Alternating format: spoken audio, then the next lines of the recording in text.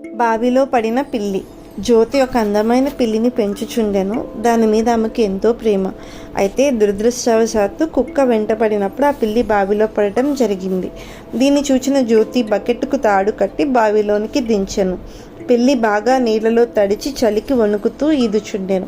Bucket తన వైపు వచ్చుటను చూచిన పిల్లి బెదిరి ప్రక్కకు తొలగిపోతూ ఉండెను. జ్యోతి ప్రయత్నం మానుకోలేదు. బకెట్ను పిల్లికి సమీపముగా పెట్టి ఎంతగానో గోజాడెను. కన్నీటితో వేడుకొనెను. ఆయనను పిల్లి బకెట్లోనికి ఎక్కలేదు. మరుసటి దినం చచ్చిన దానిగా బయటకు లాగినప్పుడు జ్యోతి, అయ్యో నా ముద్దుల పిల్లి, నిన్ను రక్షించుటకు శాయశక్తులా ప్రయత్నించాను, అయితే నీవు ప్రక్కకు తొలగిపోయావని బాధపడెను. నీ కోసం చాచబడి ఉన్న క్రీస్తు యొక్క రక్షణ హస్తములను తిరస్కరించవద్దు. యెరూషలేమును చూచి యేసుప్రభు ఇలాగు విలపించెను.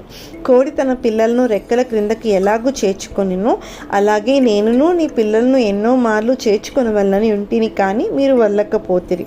మత్తయి సువార్త 23:21. క్రీస్తు యొద్దకు రమ్ము, ఆయనను పట్టుకొనుము, అప్పుడు రక్షణ పొందెదవు. ఇంత గొప్ప రక్షణను మనం నిర్లక్ష్యం చేసిన ఎడల ఎలాగూ తప్పించుకుందుము?